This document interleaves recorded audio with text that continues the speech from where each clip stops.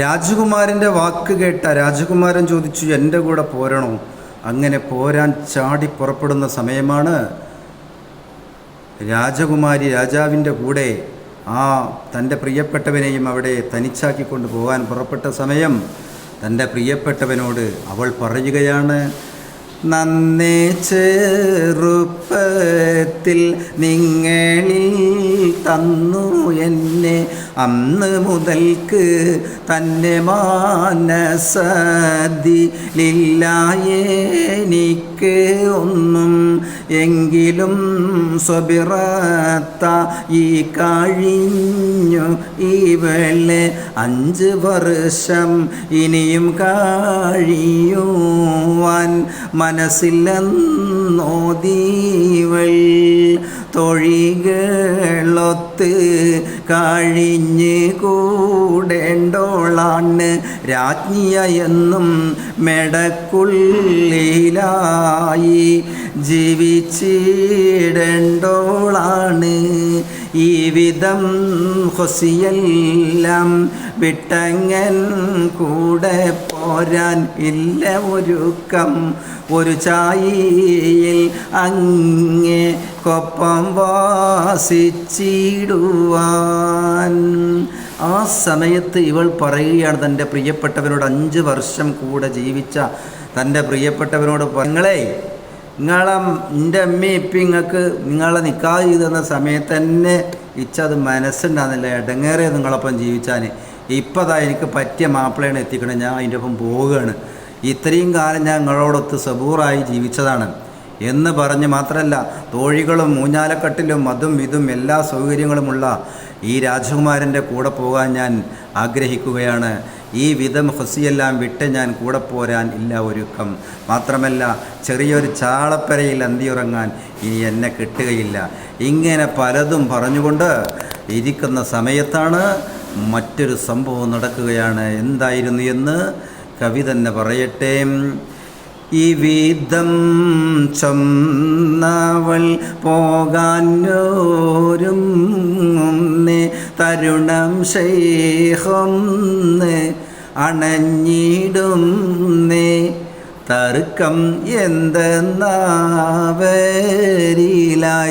ചോദിക്കുന്നേ, സംഗതി കുല്ലും മർത്യനൂരത്തല്ലോ, അത്ഭുതം ശൈഖില്ലു ദീത്തുവല്ലോ, ഇത് നിന്മണവി എന്നതിൽ ശക്കുണ്ടല്ലോ.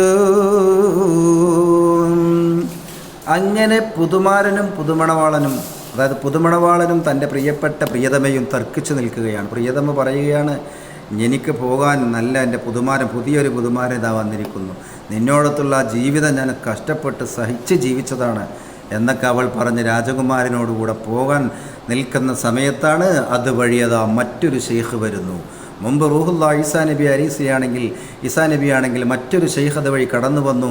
അദ്ദേഹം ചോദിച്ചു, എന്താണ് നിങ്ങളുടെ പ്രശ്നം, എന്താണ് തർക്കം ഇവിടെ എന്ന് ചോദിച്ചപ്പോൾ കുമാരൻ പറഞ്ഞു, തൻ്റെ പ്രിയപ്പെട്ടവൻ പറഞ്ഞു, ആ പെണ്ണിൻ്റെ ആദ്യ ഭർത്താവ് പറയുകയാണ്, എനിക്ക് വേണ്ടി റൂഹുല്ല ഈസാ നബി അലൈഹി സ്വലാം ഇവൾ മരണപ്പെട്ടു പോയി ഖബറിൽ നിന്ന് എഴുന്നേൽപ്പിച്ചു എന്നതാണ്. ഇപ്പോൾ ഇതാ ഒരു രാജകുമാരൻ ഇതിലൂടെ വന്നപ്പോൾ അദ്ദേഹത്തിൻ്റെ കൂടെ പോകാൻ പുറപ്പെടുകയാണതാ.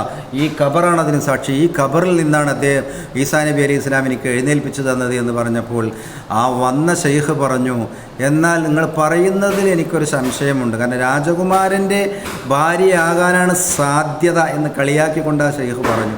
അതുകൊണ്ട് നിങ്ങൾ പറയുന്നത് ശരിയാണോ എന്ന് നോക്കാൻ വേണ്ടി ഈ ഖബർ അവൾക്ക് കുഴിച്ചത് തന്നെയാണോ എന്നെനിക്ക് ഒന്ന് പരിശോധിക്കണം, എന്നിട്ടേ ഇതിന് വിധി പറയാൻ കഴിയൂ എന്ന് പറഞ്ഞ് ഷെയ്ഖ് പറയുകയാണ്. എന്താണ് പറഞ്ഞത് എന്നറിയണ്ടേ? ഷെയ്ഖ് തിരിഞ്ഞാവനോട്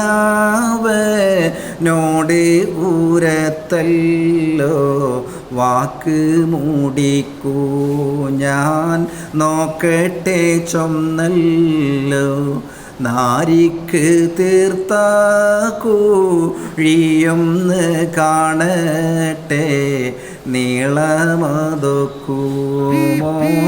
എന്ന് അറിയട്ടെ എന്ന് ചൊന്ന് തിരിഞ്ഞ് നാരിയിലായി ശൈഖ് പറഞ്ഞ്, അറിയട്ടെ എന്ന് ചൊന്ന് തിരിഞ്ഞ് നാരിയിലായി ശൈഖ് പറഞ്ഞ്, മങ്കേ ഇങ്ങോട്ടേ അടുക്കൂ ഞാൻ നോക്കട്ടെ സത്യം മാതെന്തെന്ന് ഞാൻ അറിയട്ടെ.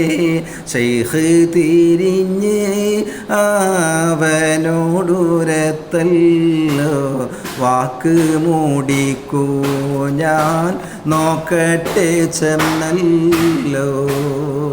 അങ്ങനെ അവളോട് പറഞ്ഞു, ആ ഷെയ്ഖിൻ്റെ രൂപത്തിൽ വന്ന മനുഷ്യൻ, നിങ്ങൾ തർക്കിക്കുന്നത് കണ്ടാൽ നിങ്ങളുടെ ഈ രാജകുമാരൻ്റെ ഭാര്യയാണിവൾ, ഒരിക്കലും നിങ്ങളുടെ ഭാര്യയാകാൻ സാധ്യതയില്ല എന്ന് ആദ്യത്തെ ഭർത്താവിനോട് പറയുകയാണ്.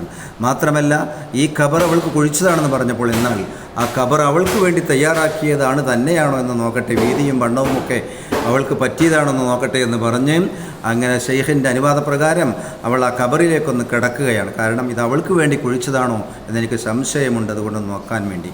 അങ്ങനെ ഖബറിലേക്ക് അവൾ കടന്നു എന്ന് മാത്രമല്ല, എന്താണ് സംഭവിക്കുന്നത് എന്ന് കവി തന്നെ പറയട്ടെ. ഖബറോടെ അടുത്തപ്പോൾ തരിച്ചാനെ എല്ലാം അവിടത്തിൽ നിന്ന് ഖേദം പൊഴിച്ചാനേ.